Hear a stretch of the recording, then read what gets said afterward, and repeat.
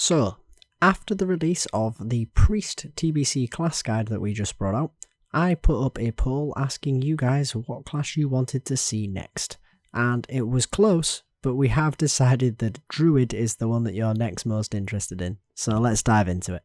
So if you've seen any of my class guides for any of the other classes, you will know, no doubt, that I am going to be discussing the talent options available, the rotation and abilities that you're going to be wanting to use, stat priorities for every spec, and how to level 70, as well as potentially anything specific about that class that you may want to know. But I won't be discussing racials because this guide is being made from the perspective of someone who is level 60 already, looking to go into TBC and therefore locked into their race choice. Professions, because again, you are already 60 and chances are already have maxed out professions and aren't looking to switch. Or PvP, because that is in of itself a topic big enough for its own video and also one that I don't pretend to be knowledgeable on, at least not in the TBC scene. So during the edit, I realised that a lot of the times I open these up with the talent specs, and then I realised that a lot of these talent specs are going to incorporate new abilities and things that weren't in Classic, and as a result people may not fully understand the value of things that I'm talking about in the talents, and it would make more sense to talk about the abilities first, so that's what we're going to try here. So we're going to start things off with the tanking ability usage. So this is if you are spec'd to be a tank in the feral tree primarily. How you're going to want to play this in general is that you are going to want to apply your heal over times before you pull. So this is going to be putting your rejuvenation, regrowth and life bloom on yourself. You may not wish to use all three of these, but it is going to be beneficial, but try and figure them out in terms of what's going to get you the best threat generation from these heals when you initiate the pull, as you will generate threat from these heals the moment you actually engage a target and gain healing from them. From there, what you're going to want to do is maintain the following debuffs on your target. You're going to want to have Lacerate up at 5 stacks at all times on all targets ideally, although that may be difficult to achieve if you are tanking multiple targets. You are going to want to keep your Mangle debuff up on the target for increased damage from Lacerate. You're going to want to keep Fairy Fire up on all targets and Demoralizing Roar on all targets, the latter of which is incredibly important for damage mitigation. From there, you're going to be using Maul as a Rage Burner when you are above 60 Rage, and you'll be using Swipe as your filler spell, as well as being your primary AoE threat generator. Beyond there, all you're going to have to concern yourself with is your cooldown usage, which of course varies depending on the situation in which you find yourself. Next up, we're going to talk about cat form abilities. Now this is going to be a really simple one for all of you out there looking to play cat, and it is a simple case of a rotation that you repeat cyclically. So you're going to start by applying the Mangle debuff. Then you're going to use Shred up to 5 combo points, and then you will get rid of those combo points with the use of Rip. You'll repeat this process indefinitely. If you are at a point where using Rip is going to not have much value due to the duration of Rip, you can replace it with a Ferocious Bite. However, you do not want to miss out on uptime on Rip as a result of this. You may wish to use Rip with only 4 combo points if your Mangle debuff will expire before your 5-point Rip can be used. And you may wish to consider making a Power Shift macro to get out and back into cat form to activate your Furrow talent for what is essentially free energy. It was my intent to include a macro to do this on the description of this video. However, with the release of Classic, we learnt that there was a massive change of the macros and how they worked, being more like what retail is than what originally worked in TBC. And as a result, I don't know for sure whether a macro that I provide will work. So I would rather just tell you what you want your macro to do for now, and then at a later date when we know how macros in TBC Classic will work, I will then get a macro for you and place it in the description below. So if you are watching this at a later date, do check down in the description below for that macro. Now from the simplicity of DPSing as a cat, we're going to move into the more complicated use of your healing abilities if you are spec'd Resto. Now this looks quite wordy, so I will break it down in a way that is more manageable for you in the commentary. And It essentially starts with priority number 1 is going to be maintaining 3 stacks of life bloom on your tank at all times. Now this is from a 5-man dungeon perspective, because of course this guide is designed for leveling from 60 to 70. If you are going to be doing raids, then you want to maintain the 3 stacks of life bloom on multiple tanks within the raid. But going back to our 5-man idea that we are working from, you are going to want to supplement the damage on your tank with Nature's Swiftness and Healing Touch if your tank has received a large amount of spike damage. And you are also going to want to maintain Regrowth and Rejuvenation on your tank during periods where the heal over time from Life Bloom is simply not going to be sufficient, where the extended damage is going to be quite a bit higher than what Life Bloom can manage.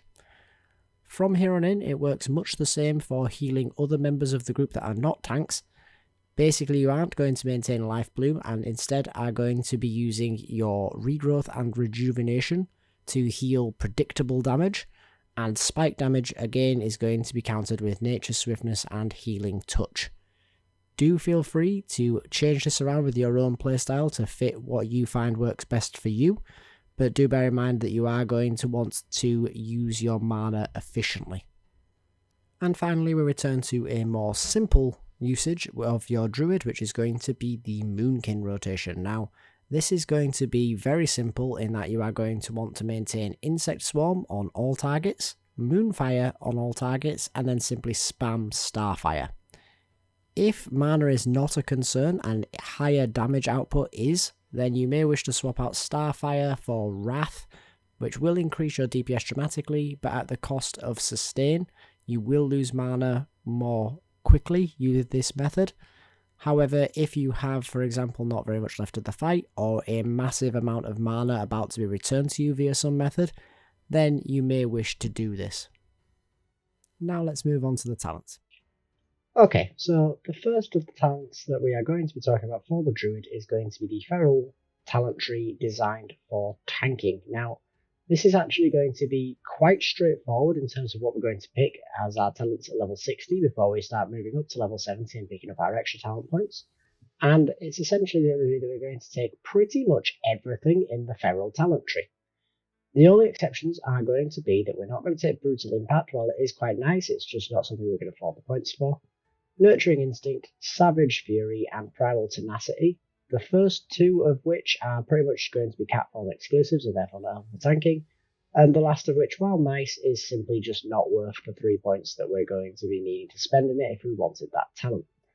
So what you are going to pick up is Ferocity, Feral Aggression, Thick Hide, Feral Instinct, Feral Swiftness, Feral Charge, Sharpened Claws, Primal Fury, Predatory Strikes, Shredding Attacks, Fairy Fire, Survival of the Fittest, Heart of the Wild, Leader of the Pack, Improved Leader of the Pack, Predatory Instincts, and Mangle.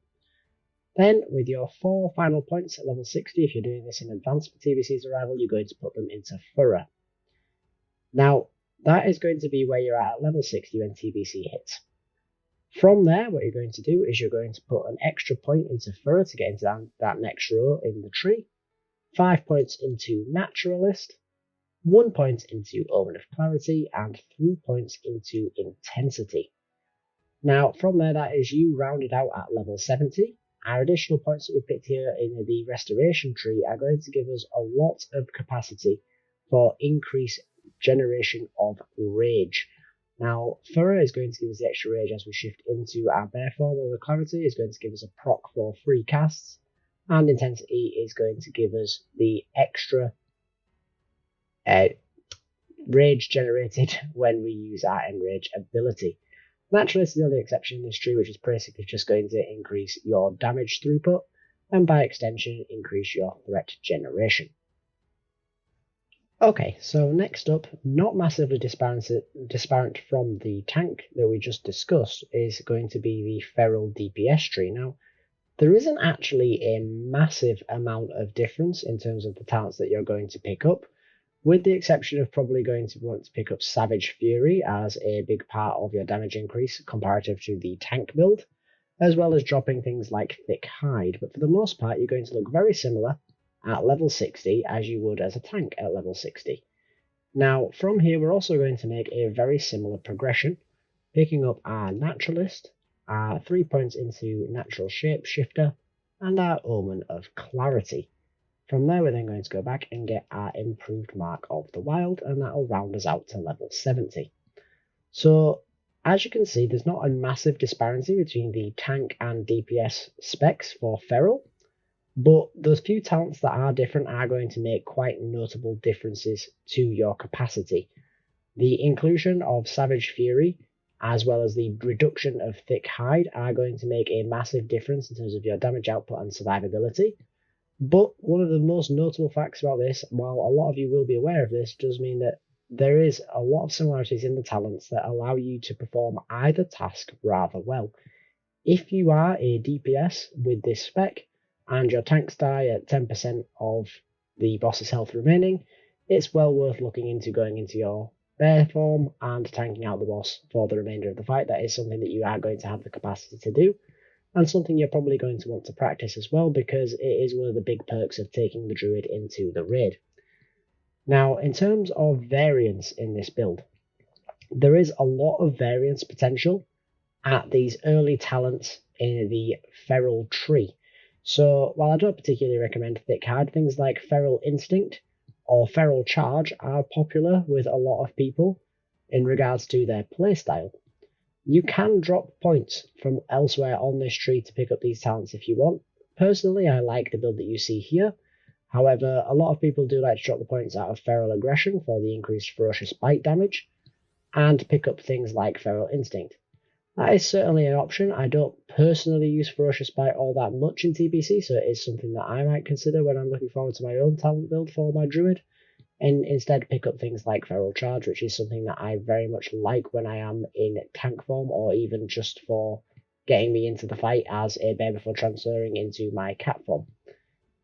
As for your talents in the Restoration spec, however, those are going to be very much the same on every build. You are going to want all of these talents, and as a result, that isn't going to vary wildly. If you do want to drop Improved Mark of the Wild, because there's already going to be a Druid in your group with that talent, you could take those 5 points out from there and put them elsewhere into the talents of Feral, if that's going to suit your group's needs better. However, if there isn't going to be anyone else with Improved Mark of the Wild in your group every time, Improved Mark of the Wild is probably much more valuable to you.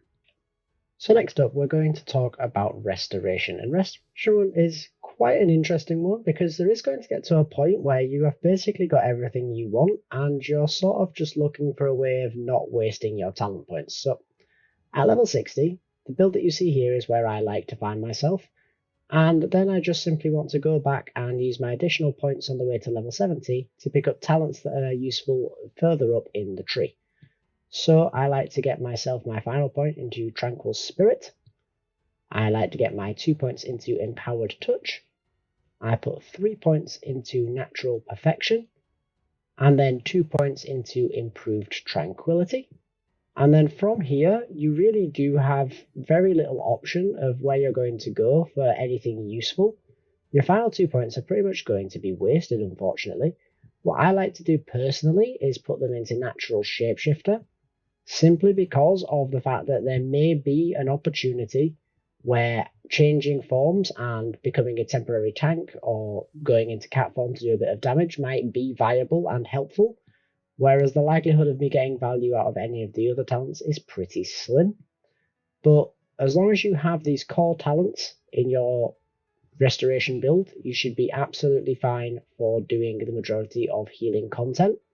A lot of the additional points that were picked up could have been picked up earlier in your build if you prefer to have them at level 60. However, the build that I showed you at level 60 is going to give you all of the talents that give you great increases to your mana regen and also the power of your heal over time abilities. And then the additional points that we picked up are going to improve your healing touch, which is something that you're going to be wanting to use less and less depending on the scenario that you find yourself. It's much less common that you're going to be casting healing touches as opposed to casting your heal over times, and that's why the layout of this talent build was the way that it was. Now finally, the last talent build we're going to talk about is going to be for Boonkins, if you are going to want to go balanced. Now, fair warning, I am not the most experienced Boonkin player, but I am fairly confident in my talent choices here with the odd exception, because For the most part, Boonkins are going to be taken into raids for their utility. This build is going to give most of the utility talents that a Druid could want, more particularly a Boonkin could want, to get themselves into a raid without sacrificing too much for their own personal capacity to play the game. So you're going to want to start off with Starlight Wrath and get 5 points here to reduce the cast time of your Wrath and Starfire. That's going to be your bread and butter, and as a general rule of thumb, any talent that reduces the cast time of spells you're actually going to use for any spec for any class is going to be a talent you're going to want to pick up. From there, we're going to go and get Focus Starlight and Improved Moonfire. Go back up and get a point in Nature's Grasp.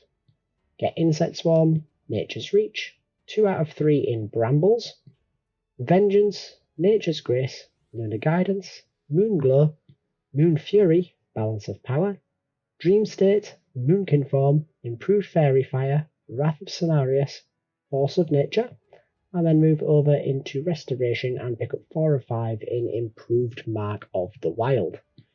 Now, the key points of note here are going to be at the start of your balance tree.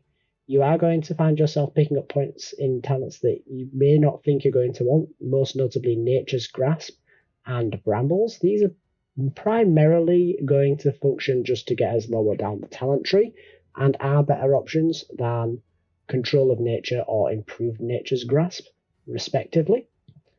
But once you get further down the talent tree, you're pretty much going to want absolutely everything. There are times when you may want to take Celestial Focus, but this is going to be quite unreliable as a form of CC and therefore not a great talent. Could potentially be much more useful if you are going to be playing in PvP, however. You are also going to want to take Moonglow to reduce your mana cost of your abilities. And then your big utility is going to come in the form of Improved Fairy Fire. Now, this is going to make it so that the debuff that you are placing on the target improves everybody's chance to hit the target with melee and ranged attacks. This is going to be absolutely invaluable, and it's going to mean that people don't need as much hit rating on their gear in the raid, and as such, it's going to make it very valuable for that raid team to take you, and therefore makes this talent completely invaluable. Now, there are people who believe that Force of Nature is not a good talent and simply come up with builds that don't have it in. Personally, I do like Force of Nature. It's just going to be somewhat tricky to use. You do need to know the right way of using Force of Nature to make it viable. If you do want to drop the point here, there is logics behind doing so, but personally I don't recommend it. From here, as always, we're going to go into Improved Mark of the Wild, and then when we start leveling up to level 70, we're going to round out this build by taking our final point into Improved Mark of the Wild. Then we're going to go into Naturalist. Not going to be all that helpful, but it is going to get us down to the talents below, which we are going to want. Most notably is going to be Intensity. I filled that out wrong, my apologies. To a Naturalist, so we can get our natural shapeshifter to then get into Intensity. That's going to give us what we actually want from this tree. Where you choose to waste your points, in all honesty, is not particularly important to get down to Intensity. But that's what we're going to really want to allow our mana regen to continue while casting. And then we've got 1 point that you can waste wherever you want. Personally, I would put it into Subtlety, because that's going to give you a threat reduction on your spells. Probably not going to be too important because of the fact you're unlikely to be pulling threat as a Boonkin. You're not going to be generating as much as any of the other DPS, and as such, even if you have a bad tank, it's them that's going to die before you if the tank loses aggro. All those threat-hungry warlocks and mages are going to get there much earlier than you. But it is potentially more useful than any of the other talents in the row above. But that's going to about round it out for your Boonkin spec. Okay, so the next thing for us to talk about is going to be stat priorities. So, of course, there are 4 different specs we're looking at, so we'll go from left to right on the screen from what you can see here and talk through the points. So first up, we're going to talk about Resto. Now, Resto is quite simple in essence, but quite difficult to achieve what you want. So let me explain that a little bit. First off, what you're going to want is bonus healing. As much bonus healing as you can get. The bonus coefficient of healing to heal over time spells is absolutely enormous, making this stat like so valuable compared to anything else. Then we're going to look at haste. Haste is going to increase the rate at which your hots tick, and as a result is going to dramatically increase the healing that you get from your heal over time spells. Again, these two work in tandem with one another and make for almost all of the value in the stats that you're going to be looking for. After that, what you're going to be looking for is a mixture of Spirit, Intellect, and MP5. Now, these are quite a bit more challenging to order because depending on what content you're doing, your general gear levels, and your playstyle, you may be better off with more Intellect for a bigger mana pool, or you may be better off with a bigger amount of Spirit and MP5 to suit a more mana regen style of play. This is something that you're pretty much going to have to feel out for yourself. Generally speaking, I wouldn't worry about this too much because if you're focusing on getting the bonus healing and haste that you're going to want, then you will naturally get quite a nice mixture of Spirit, Intellect, and MP5 to go along with that. Moving along, we're going to look at the tank. Now, the tank's top priority with any given class, if you're a spec tank, you're going to want to hit the defense cap. Now, I've left the percentage value off here because as we discussed before, it does vary depending on the content that we're talking about. So, if you are taking this as a guide for level 70, then that defense cap would be higher for raiding than it would be for doing 5-man dungeons. So I've simply left the percentage values off. But you are going to want to hit your defense cap first and foremost to prevent being critically hit by any attacks. After that, it becomes quite a bit more complicated. You are going to want a mix of stamina and armor.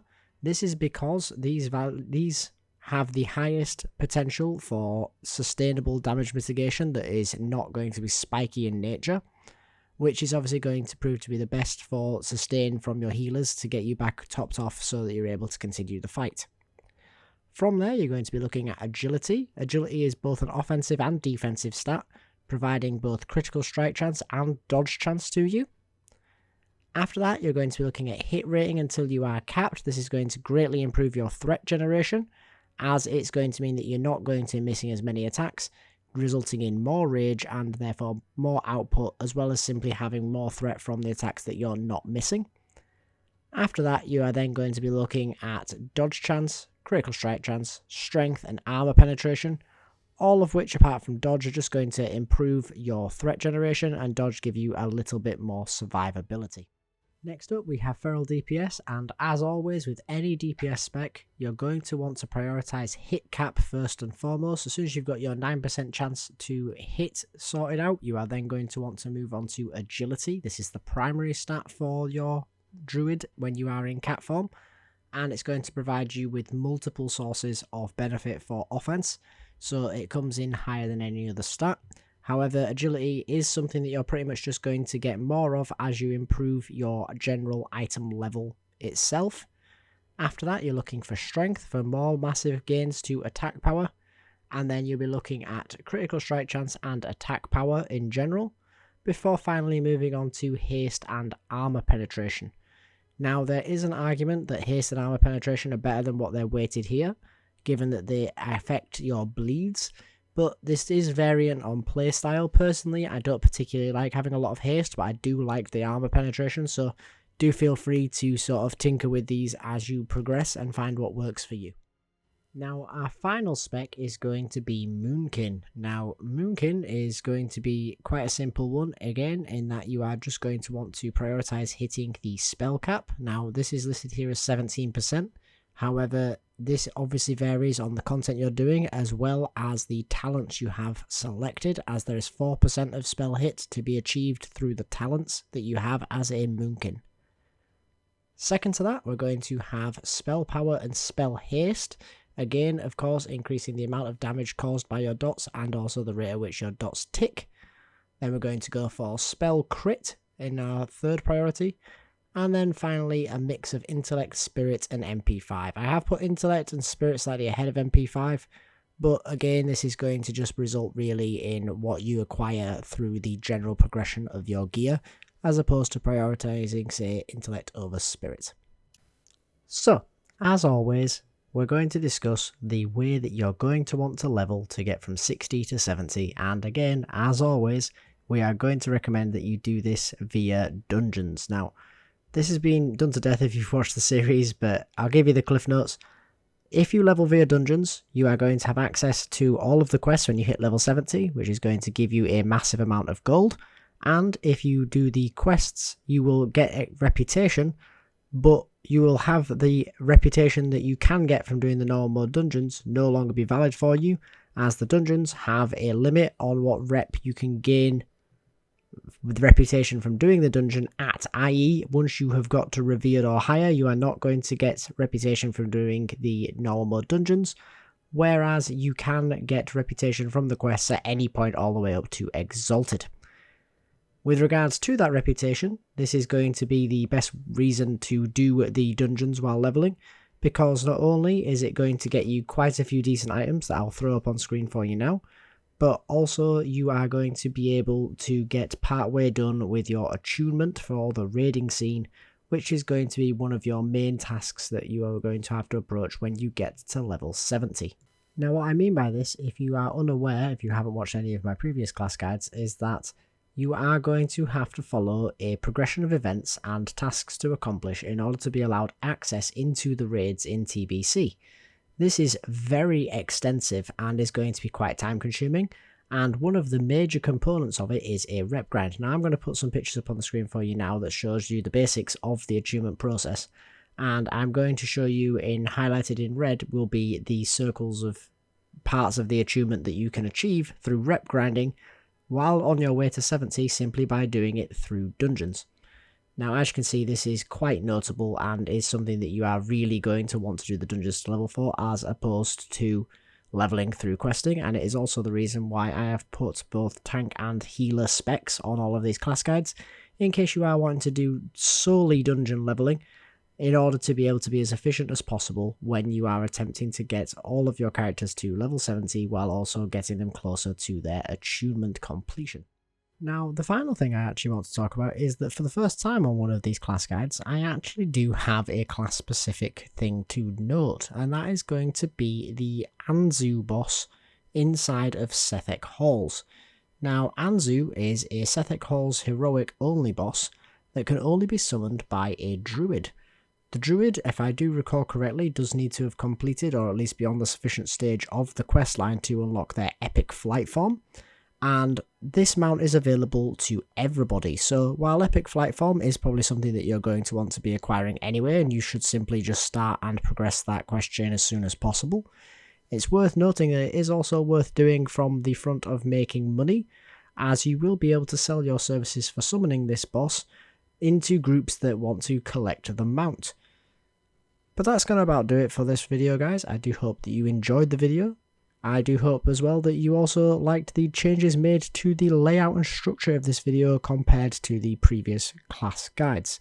If you did or you didn't, let me know down below, and as always, I hope to see you in the next one. Later.